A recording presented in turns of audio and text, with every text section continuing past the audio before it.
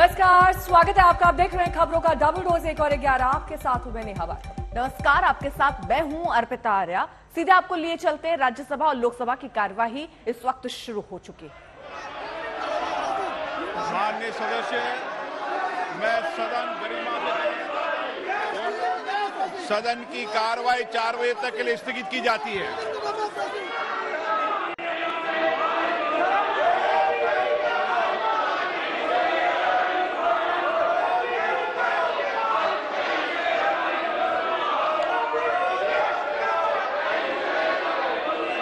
कार्रवाई को स्थगित कर दिया गया। शाम 4 बजे तक के लिए लोकसभा स्थगित हुई। जबरदस्त हंगामा यहां देखा जा रहा है। कांग्रेस के नेता काले कपड़े पहनकर पहुंचे हैं और विरोध जता रहे हैं राहुल गांधी की सदस्यता जाने पर। आपको बता दें, मानहानि के केस में राहुल गांधी की सदस्यता चली गई, जिसके बाद जबरदस्त हंगामा लोकसभा में देखने को मिला। जैसे कार्रवाई शुरू हुई, चंद मिनटों के अंदर ही कार्रवाई को स्थगित करना पड़ा है। 4 बजे तक के लिए लोकसभा स्थगित हो गई।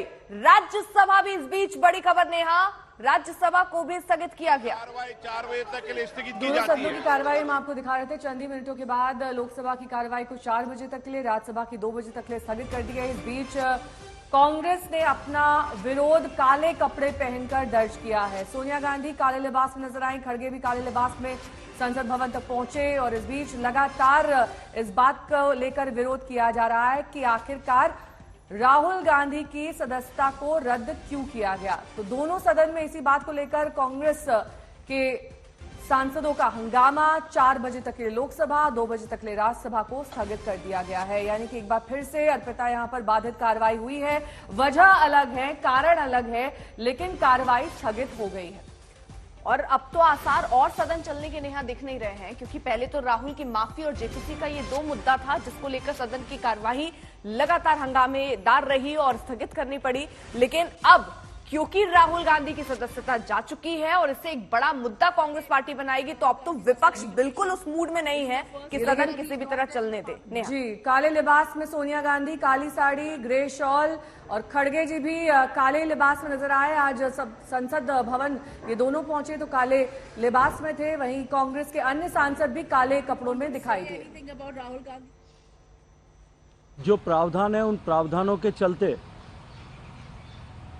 लोकसभा से उनकी सदस्यता जिस तरह से समाप्त हुई, उसको लेकर कांग्रेस के ऐसे सारे नेता जिनके लिए गांधी परिवार, संविधान, न्यायपालिका और सभी व्यवस्थाओं से ऊपर है, वो आज पूरे देश में हाहाकार मचाते हुए दिखाई दे रहे हैं। नहीं तो बीजेपी हमेशा यही करती है, पर्सनल और फेक क्या है, पर्सनल क्या है। अरे जो मुद्दे उठा रहे हैं वो जनता के मुद्दे हैं, अनएम्प्लॉयमेंट के मुद्दे हैं, इन्फ्लेशन के मुद्दे हैं। जो लोग पैसे LIC में डाले हैं, बैंक में डाले हैं, उनके पैसे डूब रहे हैं, तो ये पर्सनल होता है। पर्सनल कोई हमारी संपत्ति की झगड़ा है। लोगों के लिए लड़ रहे हैं, डेमोक्रेसी के लिए लड़ रहे हैं और देश में डेमोक्रेसी कायम रखने के लिए हम पूरी कोशिश कर रहे हैं। तो इसके लिए पर्सनल का सवाल ही नहीं आता। कांग्रेस पार्टी के सभी स्तर के नेताओं ने जिस तरह से न्यायालय के ऊपर प्रश्न चिन्ह खड़े करते हुए, न्यायपालिका पर प्रश्न चिन्ह खड़े करते हुए, न्यायाधीश की क्षमता पर प्रश्न चिन्ह खड़े करते हुए जिस तरह के अनर्गल बयान किए, ये स्पष्ट हो गया है कि कांग्रेस पार्टी की लीडरशिप और कांग्रेस पार्टी के सभी स्तर के नेता, उनका न संविधान में, न संविधान की संस्थाओं में और न न्यायपालिका में ही किसी तरह का विश्वास बचा है। डेमोक्रेसी को बीजेपी सरकार खत्म कर रही है। नरेंद्र मोदी जी लोकतंत्र नहीं चाहते और बोलने की आजादी भी नहीं दे रहे हैं, और जो लोग सत्य बोलते हैं उनको जेल में डालने की पूरी उनकी कोशिश है। इसीलिए हम लोग प्रोटेस्ट कर रहे हैं और हमारी जो जॉइंट पार्लियामेंट कमेटी की मांग है, उस मांग को वो नहीं मान रहे हैं। और इस बीच बड़ी खबर अतीक अहमद को लेकर, जिसका काफिला झांसी में प्रयागराज की ओर निकल चुका है। लगभग 900 किलोमीटर का ये सफर है, ये पूरा हो चुका है। अब 4 किलोमीटर का ही सफर शेष बचा है। काफिला तेजी से आगे बढ़ रहा है। ओरई से बुंदेलखंड एक्सप्रेसवे पर काफिला निकलेगा और बुंदेलखंड एक्सप्रेसवे के बाद चित्रकूट, मानिकपुर और उसके बाद इलाहाबाद की नैनी सेंट्रल जेल पहुंचेगा। दो सहयोगी इस वक्त हमारे साथ अरविंद और रवीश पाल मौजूद हैं, जो लगातार काफिले के पीछे ही चल रहे हैं और 7 से 8 घंटे का टाइम अभी अरविंद लगना है, क्योंकि अभी झांसी से ये टीम, ये काफिला निकला है अतीक को लेकर।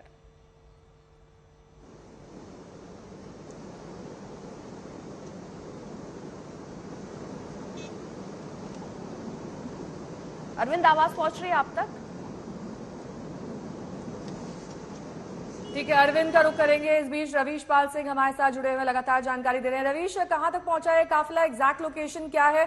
और साथ ही क्योंकि विश्राम स्थल झांसी में था, इसके बाद नेक्स्ट स्टॉप ओवर कहां होगा, क्योंकि 9 घंटे का ये लंबा भी फासला बचा हुआ है।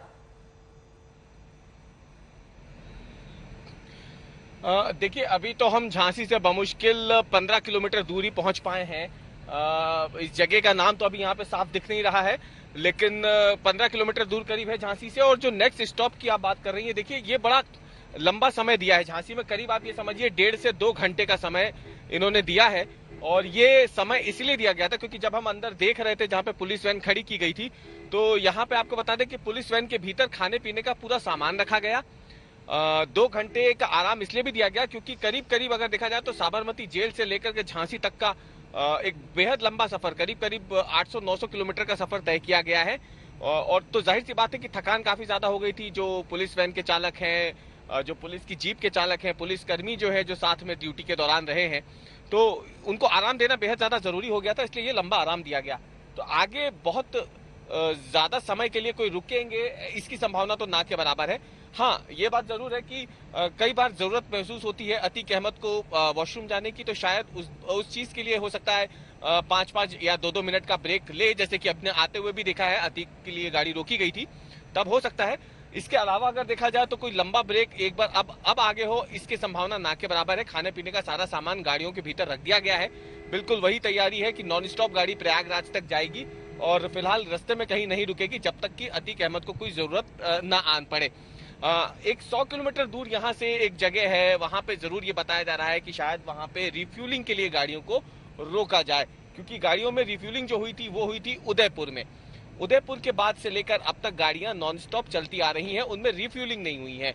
तो माना जा रहा है कि 100 किलोमीटर दूर एक जगह है जहां पर शायद गाड़ियों को डीजल डलवाने के लिए रोका जा सकता है। अगर पुलिस लाइन के भीतर गाड़ियां जो 2 घंटे मौजूद रही हैं, अगर उसमें डीजल नहीं डाला गया होगा तो अभी की अगर हम बात करें तो ये सामने हाईवे है, जिस हाईवे पे हम चल रहे हैं, आगे बुंदेलखंड एक्सप्रेसवे पड़ेगा, जहां से ये गाड़ियां प्रयागराज के लिए रवाना हो जाएंगी।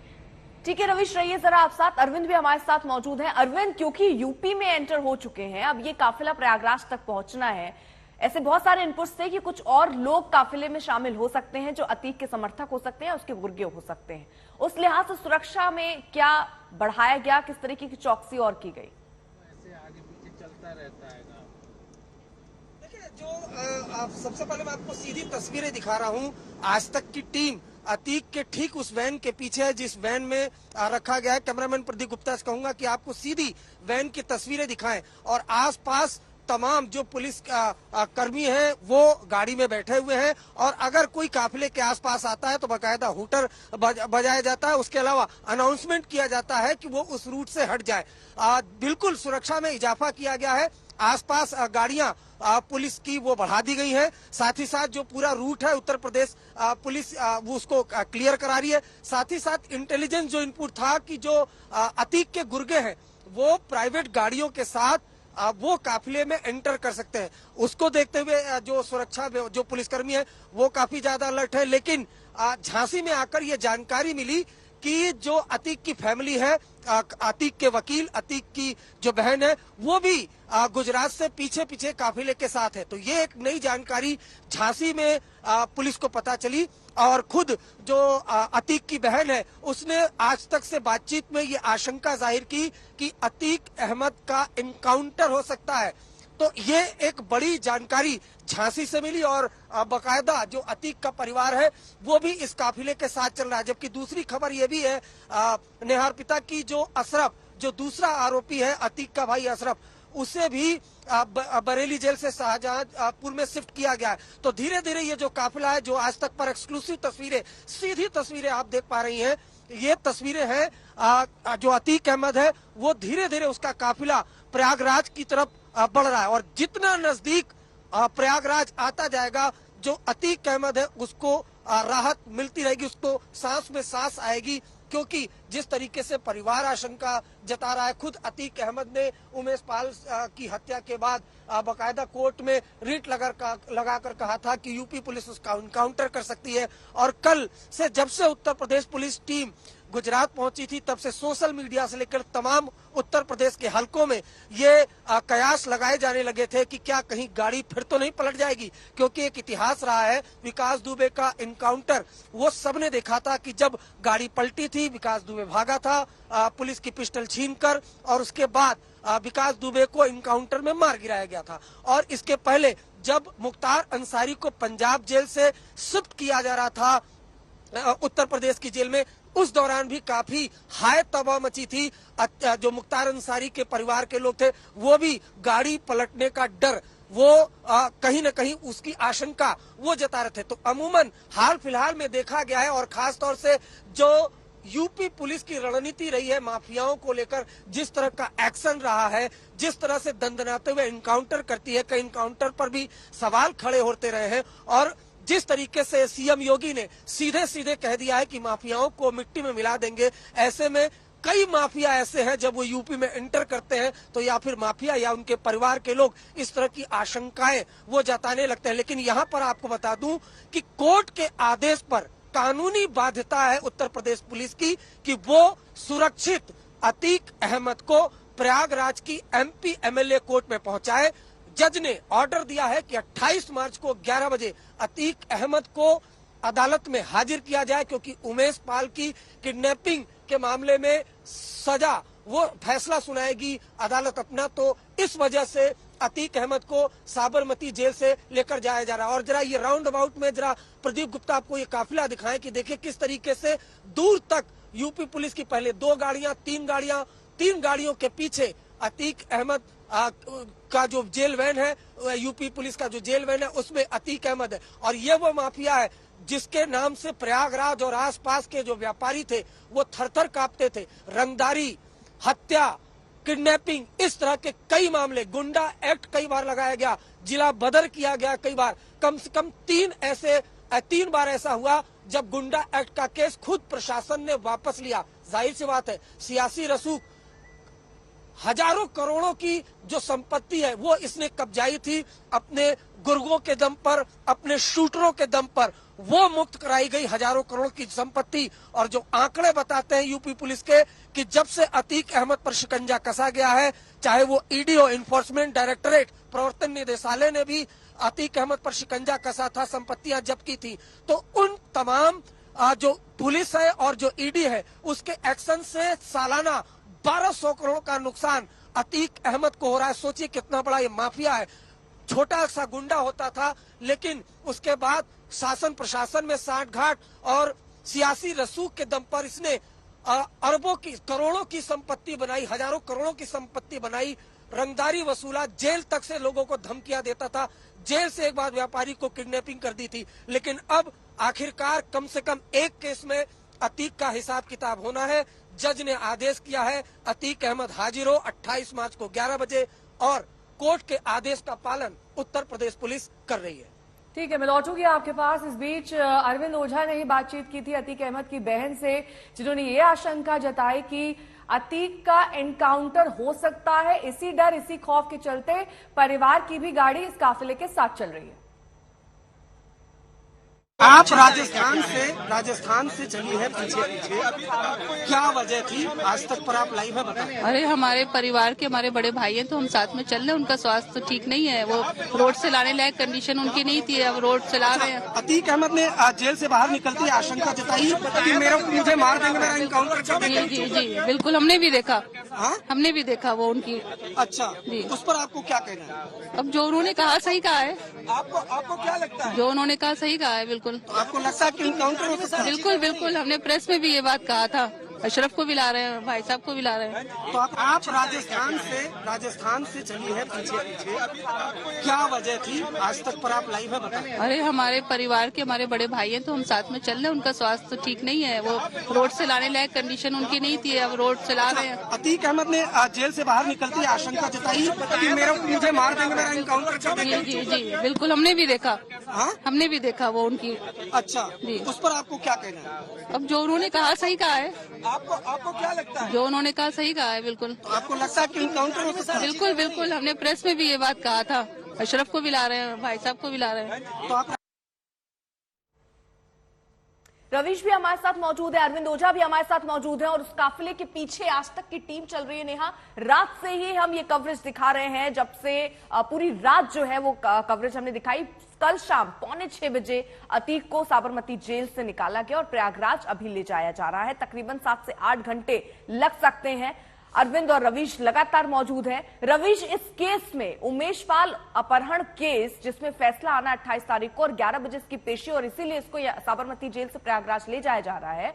इस केस में क्या दिख रहा है, क्या फैसला आ सकता है? क्योंकि ठीक है, गाड़ी पलटने का डर अब उसको नहीं लग रहा अतीक को, लेकिन डर तो ये होना चाहिए कि मैक्सिमम सजा उम्र कैद की और फांसी की है।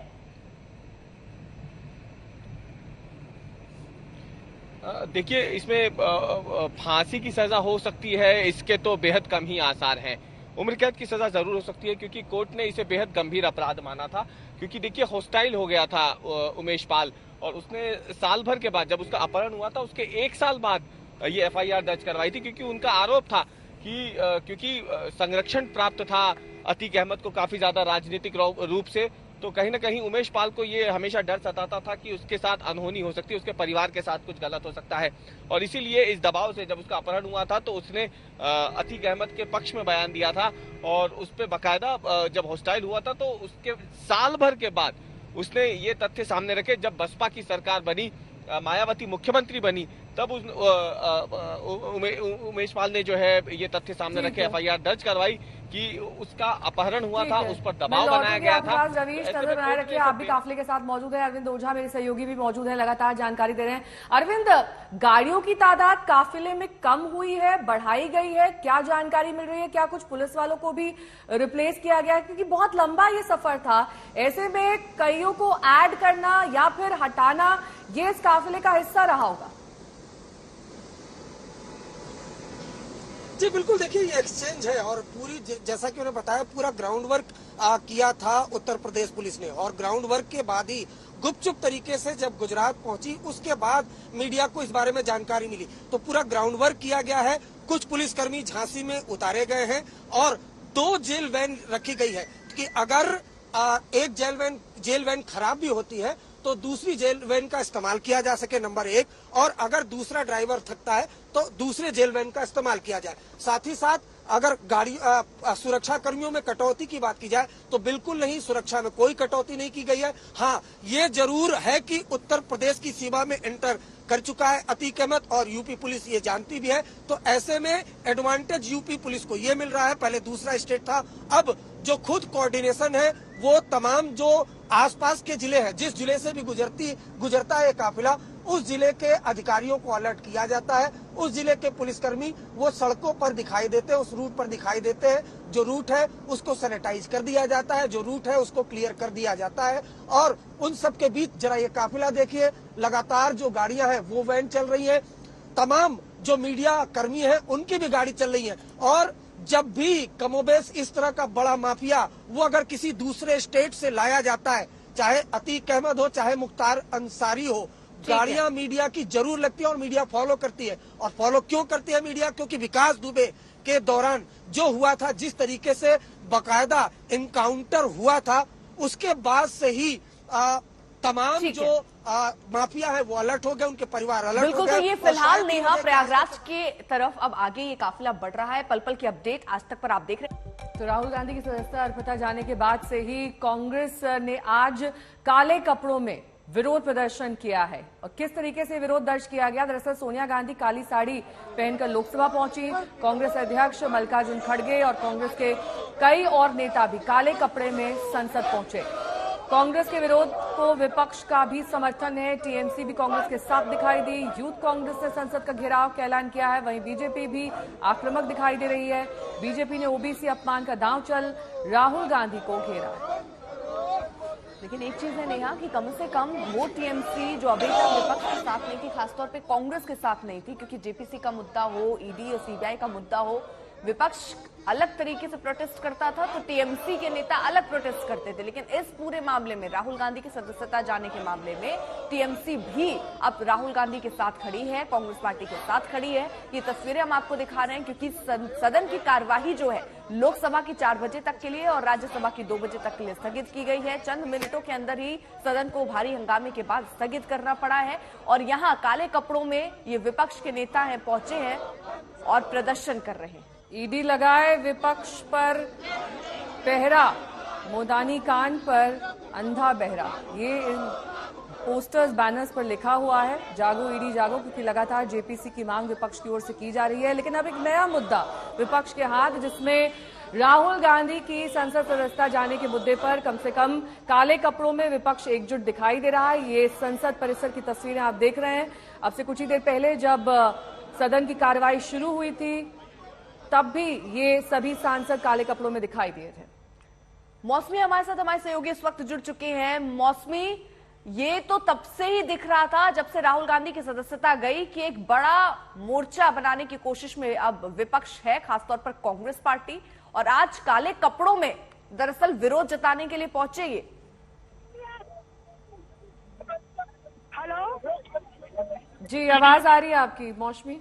जी, तो ये बता दूं आपको कि विपक्ष का जो अभी मार्च हो रहा है वो संसद से विजय चौक तक हो रहा है और काले लिबास में यहाँ पे तमाम विपक्ष के नेता मार्च कर रहे हैं विजय चौक की तरफ। तमाम जो आम आदमी पार्टी से लेके, शिवसेना से लेके, डीएमके के सांसद, लगभग 18 दल है जो इस मार्च में हिस्सा ले रहे हैं। सोनिया गांधी भी हमें काले और सफेद लिबास में यहाँ पे नजर आई। तो एक तरीके से ये विपक्ष का हल्ला बोल है कि जिस तरह से तानाशाही चल रही है, जिस तरह से राहुल गांधी की सदस्यता रद्द की गई है, तमाम विपक्षी नेताओं पर एजेंसियों का बेजा इस्तेमाल हो रहा है, उसके खिलाफ लगातार संसद, लोकसभा हो या राज्यसभा स्थगित की जा रही है।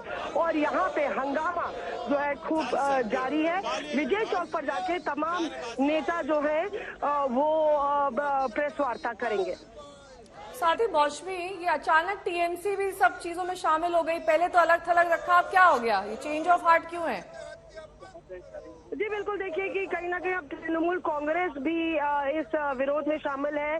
जिस तरह से राहुल गांधी की जो सदस्यता रद्द हुई है उसको लेके टीएमसी राहुल गांधी और कांग्रेस पार्टी के समर्थन में आई थी। ममता बनर्जी ने भी इसको जो है विपक्ष की ये सरकार की तानाशाही करार दिया था। और जाहिर है कि इस मुद्दे को लेके अब तृणमूल कांग्रेस जो हमेशा अलग थलग थी, अलग प्रोटेस्ट कर रही थी, अलग बात कर रही थी, वो भी अब इस प्रोटेस्ट में शामिल हो गई। तो जाहिर तौर पे पूरा विपक्ष की लामबंदी हम देख रहे हैं। अडानी मोदी में यारी है, पैसे की लूट जारी है, इस तरह के नारे लगाए जा रहे हैं। एक तरफ सेफ डेमोक्रेसी के नारे लगाए जा रहे हैं। तो तमाम मुद्दे हैं जिनको लेकर विपक्ष जो है एक तरीके से एकजुट नजर आ रहा है। मौसमी, लेकिन अब सदन की कार्यवाही कैसे चलेगी? अभी तक तो माफी की मांग थी, जेपीसी का मुद्दा था, अब राहुल गांधी की सदस्यता जाने का मुद्दा है, जिस पर कांग्रेस पार्टी अब चुप बैठने तो वाली नहीं है। जबरदस्त ऐसे ही हंगामा होता रहा तो सदन की कार्यवाही कैसे चलेगी? वो सारे राजनीतिक दल जो भारत के संविधान में विश्वास करते हैं, वो सारे राजनीतिक दल जो संसदीय लोकतंत्र में विश्वास करते हैं वो आज एक साथ आकर जिस तरह से लोकतंत्र के ऊपर हमला हो रहा है उसके विरोध में एकजुट होकर सामने आए हैं। हेलो, तो आपने सुना कि किस तरह से मुकुल वासनिक यहाँ पे रिएक्शन दे रहे थे नेहा अर्पिता, और बता रहे थे कि सारे विपक्षी दल जो है यहाँ पे एकजुट नजर आ रहे हैं।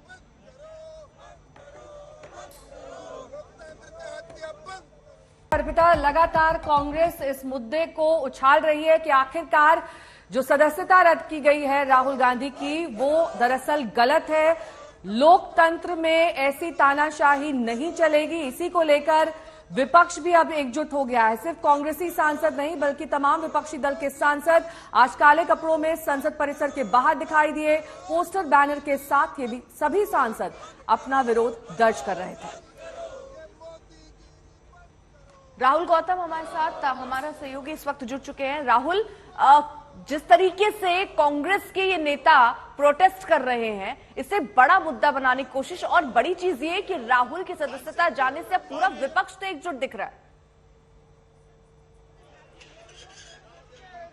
बिल्कुल ठीक कहा आपने, पूरा विपक्ष एकजुट नजर आ रहा है। और आप देखिए विजय चौक से ये सीधी तस्वीरें, ये तमाम सांसद हैं विपक्षी मोर्चे के जो कि पार्लियामेंट से एक मार्च निकालकर अब विजय चौक पहुंचे हैं। इन तमाम लोगों ने आप देखिए काले कपड़े पहने हुए हैं। इनका साफ तौर पर कहना है कि देश में जो लोकतंत्र है उसको खत्म किया जा रहा है, एजेंसीज का मिसयूज किया जा रहा है। आप जानते हैं कि राहुल गांधी की सदन जाने के बाद आज पहला दिन था जब पार्लियामेंट शुरू हुई थी। और आप देखिए तमाम जो विपक्षी दल है, इसमें सबसे खास बात यह है कि वो जो टीएमसी है, जो अभी तक विपक्षी दलों की जो बैठक थी, बैठकों से दूरी बना के रखी हुई थी, उसके भी 2 सांसद आज शामिल हुए हैं। और आप देखिए तमाम जो लोग हैं सांसद हैं, आप देख सकते हैं मल्लिकार्जुन खड़गे जो है वो खुद एक काली पगड़ी भी बांध के आए हुए हैं अपने सर पर, काला कुर्ता पहन के आए हैं। तमाम जो सांसद हैं, चाहे वो महिलाएं हैं, वो काली साड़ियां पहन के आई हुई हैं।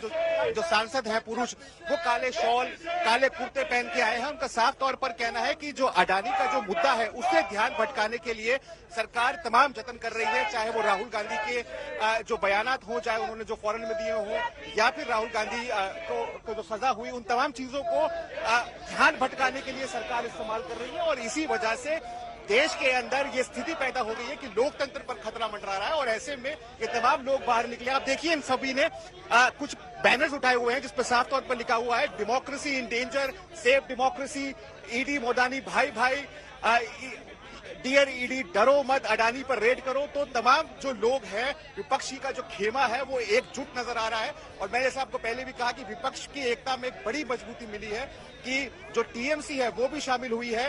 मेरे साथ राजीव शुक्ला है। राजीव जी जो ये पूरा मार्च निकाला है, क्या मैसेज है? पूरा मैसेज यही है कि सरकार मान नहीं रही है, हट पे अड़ी हुई है।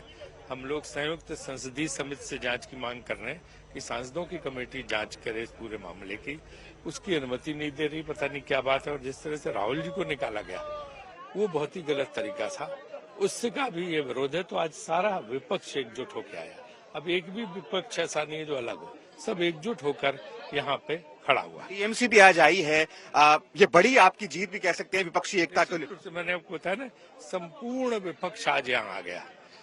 जैसे संपूर्ण क्रांति का नारा दिया गया तो वैसे संपूर्ण विपक्ष आज यहाँ पे आ गया। धन्यवाद हमसे बात करने के लिए। तो ये थे राजीव शुक्ला, साफ तौर पर कहते हुए जिस तरीके से संपूर्ण क्रांति का नारा दिया गया था उसी प्रकार से संपूर्ण विपक्ष अब एकजुट नजर आ रहा है। मैं आपको क्रांति का नारा विपक्ष की ओर से दिया जा रहा है। लौटेंगे आपके पास विपक्ष के शहर शहर की प्रदर्शन की तस्वीरें आप देखिए। सिर्फ विजय चौक और संसद परिसर तक ही ये सीमित नहीं है, बल्कि चेन्नई और पटना तक विपक्ष का प्रदर्शन किया जा रहा है। दरअसल अर्पिता, इसे देशव्यापी बनाने की कोशिश है ताकि इस मुद्दे को और ज्यादा बड़े तरीके से यहां पर कांग्रेस पेश कर सके, जिसमें विपक्षी दलों का साथ और उनकी आवाज होने के साथ साथ अब उनके काले कपड़ों में जो प्रदर्शन की तस्वीरें हैं वो चेन्नई और पटना से भी आ रही हैं।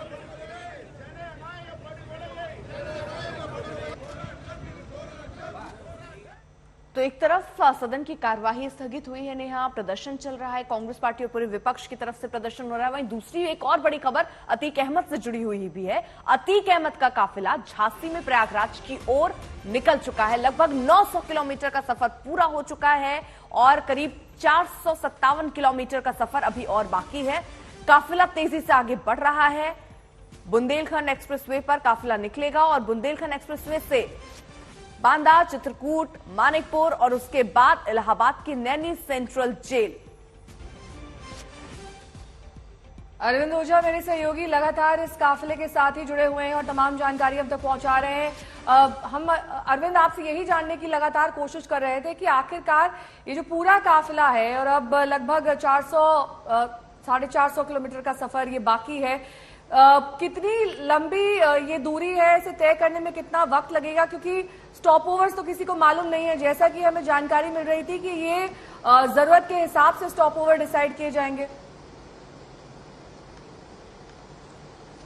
जी बिल्कुल, और अगर जैसा कि मैंने अभी देखा कुछ देर पहले जो एक और गाड़ी, एडिशनल गाड़ी, और जरा सा अगर प्रदीप गुप्ता अगर तस्वीरें दिखा पाते हैं, हालांकि काफी गाड़ियां स्पीड से चल रही हैं, लेकिन बकायदा जो चौराहे है वहां पर ट्रैफिक रोक दिया जा रहा है। ये स्थिति है कि बकायदा ट्रैफिक रोक दिया जा रहा है और इतनी तेज रफ्तार है, उस तेज रफ्तार से गाड़ियां चली है। देखिए ये जो सीओ की गाड़ी आपको दिखाई दे रही होगी, प्रदीप गुप्ता आपको दिखाई, ये एक एडिशनल गाड़ी सीओ की वो जुड़ी है काफिले में। इस तरीके से एक एक करके जो रणनीति है कि कुछ गाड़ियां वो डिडक्ट हो जाए, कुछ गाड़ियों का काफिला वो रुक जाए, लेकिन कुछ नई जो गाड़ियां हैं, एडिशनल गाड़ी है। ये देखिए, ये जो एक सीओ रैंक के अधिकारी हैं, प्रदीप गुप्ता आपको दिखाएं, ये एक एडिशनल गाड़ी वो इस काफिले में ऐड हुई है, एक सीनियर ऑफिशियल की। वो बहुत मुमकिन है कि जो झांसी के आगे तक का जो एरिया है उसको क्रॉस कराएं और जो पूरा काफिला है उसकी मॉनिटरिंग करें। तो इस तरीके से धीरे धीरे करके जो ये पूरा काफिला है वो प्रयागराज की तरफ बढ़ रहा है। बहुत मुमकिन है कि शाम को 6 बजे के आसपास, 6 से 7 भी बज सकते हैं, प्रयागराज जो ये काफिला है वो पहुंच जाए। उसके अलावा मैं आपको बताऊं, नैनी जेल में जो अतीक अहमद है उसको रखा जाएगा, साथ ही साथ जो दूसरा को अक्यूज्ड है Umesh Pal, kidnapping for ransom मामले में वो अतीक अहमद का भाई अशरफ है, उसे भी जो जानकारी मिली है कि बरेली से शाहजहांपुर शिफ्ट किया जा सकता है। वक्त है उत्तर प्रदेश पुलिस के पास, क्योंकि 28 मार्च को 11 बजे पेश करना है, लेकिन जो गाड़ियों की रफ्तार है वो काफी ज्यादा तेज है। और साथ ही साथ जो दिन के वक्त एक चुनौती थी, रात के वक्त तो चूंकि विजिबिलिटी का एक तरीके से कहीं मुश्किल थी, रात का अंधेरा था, स्ट्रीट लाइट का, लेकिन दिन के वक्त जो एक तरीके से ट्रैफिक जैम की एक मुश्किल आती, वो ट्रैफिक जैम पहले से अलर्ट मोड पे रखा गया है। जिस रूट से ये काफिला जरा मैं कोशिश करूंगा कि जूम करके प्रदीप गुप्ता आपको दिखाएं कि कितना लंबा ये काफिला है। और खुद जो सीओ वो रैंक के अधिकारी अब इस पूरे काफिले को मॉनिटर कर रहे हैं, और जैसे ये काफिला आगे बढ़ता है पहले से ही दूसरे जिले को अलर्ट किया जाता है। अगर वहां पर कोई चौराहा होता है तो वहां पर ट्रैफिक को रोक दिया जाता है। उसके बाद ये जब काफिला आगे बढ़ता है उसके बाद ही ट्रैफिक चालू किया जाता है। तो कुछ इस तरह की सुरक्षा व्यवस्था वो, और कुछ इस तरह की उत्तर प्रदेश पुलिस की रणनीति है। अब ये जो टर्न है, इस टर्न के जरिए हम आपको फिर से एक बार दिखाना चाहेंगे कि कितना लंबा ये काफिला है। 2 जेल की वैन है और आगे पीछे पुलिस की जो वैन है वो एस्कॉर्ट करके जा रही है। और लेकिन एक बात ये अहम हो जाती है कि जितना करीब प्रयागराज आता है उतनी राहत, उतनी सांस, और ये राहत दिख भी रही है, क्योंकि साबरमती जेल से जब निकला था तो डरा हुआ था। उसके बाद जैसे झांसी एंटर किया, सवाल पूछा गया कि डर लग रहा है, तो कह रहा किस बात का डर। गोपी भी हमारे साथ मौजूद हैं, जो कि इस रूट को शुरू से कवर कर रही है, जब साबरमती जेल से उसको निकाला गया और अब तो रास्ते में वो आगे बढ़ रहा है प्रयागराज की तरफ। अब गोपी, लेकिन ये पूरा रूट किस तरीके से सुरक्षा के इंतजाम, रात का सफर, घंटे ज्यादा, उसके अलावा राज्य गुजरात, राजस्थान, मध्य प्रदेश और अब यूपी, 4 राज्य जो हैं वो भी रास्ते में पड़ रहे हैं, उसके लिहाज से किस किस तरीके के परिवर्तन आपने पूरे रूट पर देखे? देखिए, बिल्कुल मैं आपको बता दूं, जब अहमदाबाद से निकला था तो पूरी तरीके से डरा हुआ था, सहमा हुआ था। और जब निकलते हुए जो वैन है, वैन में बैठते हुए अतीक अहमद ने ये कहा था कि मेरी हत्या, मुझे मारना चाहते हैं ये लोग। लेकिन जब काफिला चला और सारे लोग जैसे पहली बार यहाँ पे रुके थे, जब खेरवाड़ा के पास पहली बार अतीक अहमद की गाड़ी रुकी और शायद अतीक अहमद ने जब वहां पे गाड़ी रुकी और लोगों को देखा तो पहली बार अतीक अहमद को लगा होगा कि बहुत सारे मीडिया जो है वो उसे फॉलो कर रहा है। कहीं कह सकते हैं कि उसकी सांस में सांस आई होगी, क्योंकि उसके बाद उसका जो चेहरा था वो डर तो था लेकिन थोड़ा सा रिलैक्स लग रहा था, क्योंकि बहुत सारी मीडिया जो है वो लगातार उसे फॉलो कर रही थी। क्योंकि जो डर उसने जताया था कि मेरा हत्या हो सकती है या मेरी गाड़ी पलट सकती है, तो ये सारी चीजें देखी। और उसके बाद जब राजस्थान पुलिस पूरी तरीके से कॉन्वे, क्योंकि 511 किलोमीटर का जो सफर था राजस्थान का, ये सफर राजस्थान की खेरवाड़ा बिछीवाड़ा से लेकर मध्य प्रदेश बॉर्डर तक का, तो पूरा राजस्थान पुलिस ने कॉन्वे यहाँ पे दिया और जो पेट्रोलिंग थी वो लगातार राजस्थान पुलिस की यहाँ पे चल रही थी। उसके बाद मध्य प्रदेश आया तो मध्य प्रदेश पुलिस भी लगातार आगे पीछे पेट्रोलिंग कर रही थी। और उसके बाद अब जब यूपी सीमा में हम दाखिल हो चुके हैं तो यहाँ पे सुरक्षा के और ज्यादा इंतजाम किए गए हैं। यहाँ तक कि अगर आप देखेंगे तो सारे जो पूरी सड़क है, सड़क को बंद करवा दिया जाता है। बकायदा जो नॉर्मल ट्रैफिक है उसे रोक दिया गया है, क्योंकि कहीं ना कहीं देखिए अतीक अहमद को जितना खतरा, कहीं अतीक अहमद को ये डर लग रहा है कि तमाम जानकारी के साथ जुड़े हुए हैं। समर्थ, तस्वीरें इस रास्ते की दिखाइए, क्योंकि लंबा चौड़ा ये काफिला है जिसमें वो वैन भी है जिसमें अतीक अहमद खुद मौजूद है, बाकी तमाम सुरक्षा कर्मी भी इर्द गिर्द मौजूद हैं, लेकिन लगातार जो है आगे की ओर तेजी से बढ़ता हुआ ये काफिला। तस्वीरें नेहा देखिए, लगभग अभी आप मानकर चलिए 5 से 6 घंटा लगेगा प्रयागराज पहुंचने में। शाम 6 बजे तक ये काफिला प्रयागराज पहुंचेगा। आज तक इस वक्त ठीक अतीक अहमद की गाड़ी जो है उसके पीछे है। अगली तस्वीर आपको दिखेगी अतीक अहमद की उस वैन की जिसके ठीक पीछे इस वक्त आज तक चल रहा है। ये जो वैन है इसी के अंदर अतीक अहमद को रखा गया है। इसके आगे एक और वज्र वाहन चल रहा है और उसके आगे आपको 3 से 4 पुलिस की गाड़ियां और नजर आ रही होंगी। एक सफेद रंग की गाड़ी नजर आ रही होगी, उसके आगे 2 और आपको नीली रंग की गाड़ियां नजर आ रही होंगी। पर ये जो 2 वज्र वाहन है इन्हीं में अतीक अहमद को रखा गया है और इसको जो वज्र वाहन है इसको कपड़े से भी कवर किया गया है, जिससे कि अतीक अहमद कैमरे के सामने या कोई कैमरा आगे से ले जाकर अतीक अहमद को ना दिखा पाए, ये कोशिश की गई है। हालांकि अगर अतीक अहमद के हाव भाव की बात करेंगे तो जिस वक्त वो जेल से निकला था उसको डर सता रहा था कि कहीं उसका यूपी पुलिस इनकाउंटर ना कर दे, और मीडिया पर्सन से बात करते वक्त भी उसने इस बात का इजहार किया था।